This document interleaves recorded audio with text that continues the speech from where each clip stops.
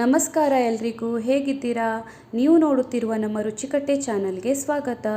ಇವತ್ತು ನಾನು ನಿಮಗೆ ಬೀಟ್ರೂಟ್ ಪೂರಿನ ಯಾವ ರೀತಿ ಮಾಡೋದಂತ ಹೇಳ್ಕೊಡ್ತೀನಿ. ಇದು ಮಾಡಲಿಕ್ಕೆ ತುಂಬಾ ಸುಲಭ, ಜೊತೆಗೆ ಆರೋಗ್ಯಕರವಾಗಿಯೂ ಇರುತ್ತೆ. ಬೆಳಿಗ್ಗೆ ಬ್ರೇಕ್ಫಾಸ್ಟಿಗೆ ಇದನ್ನು ನೀವು ಮಾಡ್ಬೋದು. ಎಲ್ಲರೂ ಇಷ್ಟಪಟ್ಟು ತಿಂತಾರೆ. ಸೊ ಹಾಗಾದರೆ ಬನ್ನಿ ಯಾವ ರೀತಿ ಮಾಡೋದಂತ ಹೇಳ್ಕೊಡ್ತೀನಿ. ನಾನಿಲ್ಲಿ ಒಂದು ಬೌಲ್ನ ತೊಗೊಂಡಿದ್ದೀನಿ. ಅದಕ್ಕೆ ನಾನು ಈ 1 ಕಪ್ ಗೋಧಿ ಹಿಟ್ಟನ್ನು ಹಾಕ್ಕೊಳ್ತಾ ಇದ್ದೀನಿ. ನಾನಿಲ್ಲಿ ಮೈದಾನ ಯೂಸ್ ಮಾಡ್ತಾ ಇಲ್ಲ, ಗೋಧಿ ಹಿಟ್ಟಲ್ಲೇ ನಾನು ಪೂರಿನ ಮಾಡ್ತಾ ಇದ್ದೀನಿ. ಇದಕ್ಕೆ ನಾನು ಸ್ವಲ್ಪ ಉಪ್ಪನ್ನು ಸೇರಿಸ್ಕೋತೀನಿ.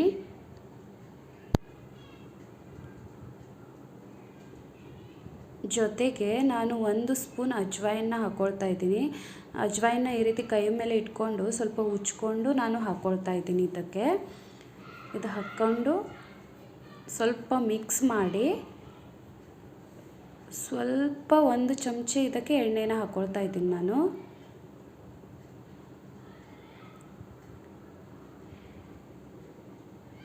ಇವಾಗ ಇದನ್ನು ಸ್ವಲ್ಪ ಮಿಕ್ಸ್ ಮಾಡ್ಕೊಳ್ಳೋಣ. ಇದು ಮಿಕ್ಸ್ ಆಗಬೇಕು. ಯಾವ ರೀತಿ ಅಂದರೆ ಮುಷ್ಟಿ ಮಾಡಿದರೆ ಸ್ವಲ್ಪ ಉಂಡೆ ಉಂಡೆ ಟೈಪ್ ಆಗಬೇಕು, ಆ ರೀತಿ ಮಿಕ್ಸ್ ಮಾಡ್ಕೊಳ್ಳೋಣ.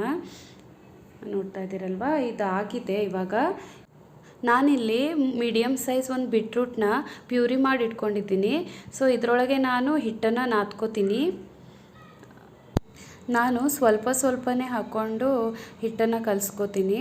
ಅಂದರೆ ಕರೆಕ್ಟಾಗಿ ಎಷ್ಟು ಬೇಕೋ ಅಷ್ಟು ಗೊತ್ತಾಗತ್ತೆ. ಅಷ್ಟೂ ಒಂದೇ ಸಲ ಹಾಕಿದರೆ ಸ್ವಲ್ಪ ಮೆದು ಆಗೋ ಚಾನ್ಸ್ ಇರುತ್ತೆ. ನನಗನ್ಸುತ್ತೆ ಇದು ಇವಾಗ ನಂಗೆ ಪೂರ್ತಿನೇ ಬೇಕಂತ ನಾನು ಪೂರ್ತಿನೇ ಹಾಕ್ಕೊಳ್ತಾ ಇದ್ದೀನಿ. ಬೀಟ್ರೂಟ್ ಪ್ಯೂರಿ ನಿಮಗೆ ಕಮ್ಮಿ ಬಿತ್ತಪ್ಪ ಅಂತ ಅನಿಸಿದ್ರೆ ನೀವು ಮತ್ತು ಸ್ವಲ್ಪ ಬೀಟ್ರೂಟ್ನ ಕೂಡ ಪ್ಯೂರಿ ಮಾಡಿ ಇಟ್ಕೋಬೋದು, ಅಥವಾ ಸ್ವಲ್ಪ ನೀರನ್ನು ಕೂಡ ಯೂಸ್ ಮಾಡ್ಬೋದು, ತೊಂದರೆ ಇಲ್ಲ. ನನಗೆ ನೀರಿನ ಅವಶ್ಯಕತೆ ಇಲ್ಲ ಅಂತ ಅನಿಸ್ತಾ ಇದೆ, ಇಷ್ಟೇ ಸಾಕು ಅನಿಸ್ತಾ ಇದೆ. ಇವಾಗ ಇದು ಆಗಿದೆ, ನೋಡ್ತಾ ಇದ್ದೀರಲ್ವ, ಈ ರೀತಿ ಸ್ವಲ್ಪ ಗಟ್ಟಿನೇ ಇರಬೇಕಿದು. ಆಗಿದೆ ಇದು. ಇವಾಗ ನಾನು ಇದಕ್ಕೆ ಸ್ವಲ್ಪ ಎಣ್ಣೆನ ಹಾಕ್ಕೊಂಡು ಮಿಕ್ಸ್ ಮಾಡ್ಕೋತೀನಿ. ಅಂದರೆ 1 ಚಮಚೆ ಎಣ್ಣೆ ಹಾಕ್ಕೋತೀನಿ. ಇವಾಗ ಇದನ್ನು ಸ್ವಲ್ಪ ಮಿಕ್ಸ್ ಮಾಡ್ಕೊಳ್ತೀನಿ. ನೋಡ್ತಾ ಇದ್ದೀರಲ್ವ, ಇದ್ರ ಕಲರ್ ಎಷ್ಟು ಚೆನ್ನಾಗಿ ಬಂದಿದೆ. ಬೀಟ್ರೂಟ್ ಕಲರೇ ಬಂದುಬಿಟ್ಟಿದೆ ಇದಕ್ಕೆ. ಇದು ಕಲರ್ ನೋಡಿನೇ ಮಕ್ಕಳು ತಿನ್ಲಿಕ್ಕೆ ಬರಬೇಕು, ಆ ರೀತಿ ಕಲರ್ ಬಂದಿದೆ. ಇವಾಗ ಇದಾಗಿದೆ. ಇದನ್ನು ನಾನು ಒಂದು ಅರ್ಧ ತಾಸು ಮುಚ್ಚಿಡ್ತೀನಿ. ಅರ್ಧ ತಾಸು ಆಗಿದೆ. ನೋಡ್ತಾ ಇದ್ದೀರಲ್ವ, ಈ ರೀತಿ ಇರಬೇಕು. ಇಷ್ಟು ಗಟ್ಟಿ ಇದ್ದರೆ ಸಾಕು.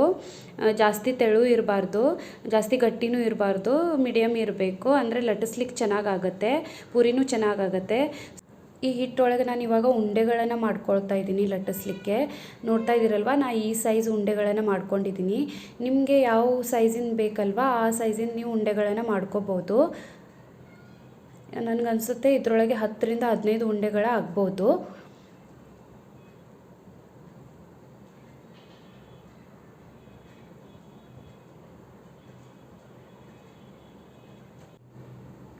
ಅಷ್ಟು ಹಿಟ್ಟಿಂದ ಉಂಡೆಗಳು ರೆಡಿ ಆಗಿದೆ. ಇದನ್ನು ನಾನು ಸೈಡಿಗೆ ಇಡ್ತೀನಿ. ಮತ್ತು ಸ್ವಲ್ಪ ಎಣ್ಣೆ ತೊಗೊಳ್ತಾ ಇದ್ದೀನಿ, ಲಟ್ಟಿಸ್ಲಿಕ್ಕೆ ಚೆನ್ನಾಗಾಗತ್ತೆ. ಇದನ್ನು ಹಚ್ಕೋತೀನಿ ಎಣ್ಣೆನ ಈ ರೀತಿ. ನೋಡ್ತಾ ಇದ್ದೀರಲ್ವ, ಈ ರೀತಿ ಹಚ್ಕೋತೀನಿ. ಲಟ್ಟಣಿಗೆಗೂ ಕೂಡ ಹಚ್ಕೋತೀನಿ, ಲಟ್ಟಿಸ್ಲಿಕ್ಕೆ ಚೆನ್ನಾಗಾಗತ್ತೆ. ನೀವು ಬೇಕಾದರೆ ಹಿಟ್ಟನ್ನು ಹಾಕಿ ಕೂಡ ಲಟ್ಸ್ಕೋಬೋದು.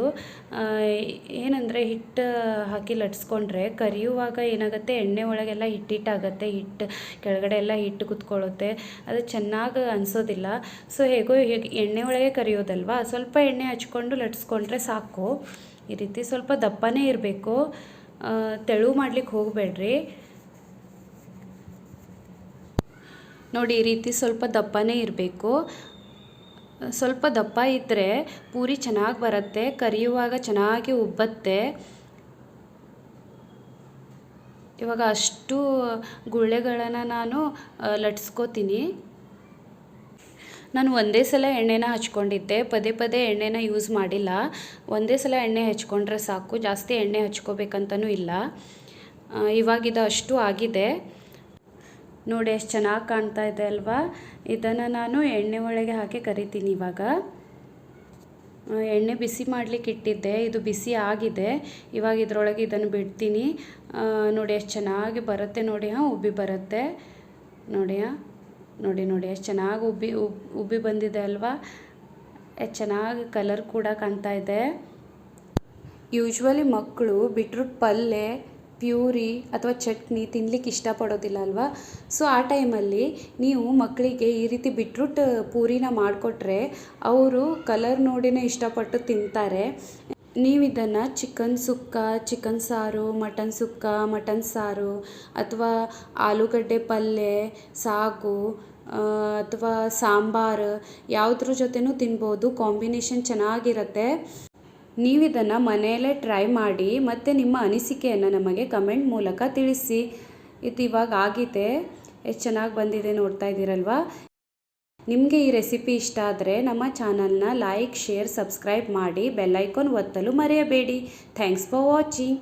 Take care. ಬಾಯ್.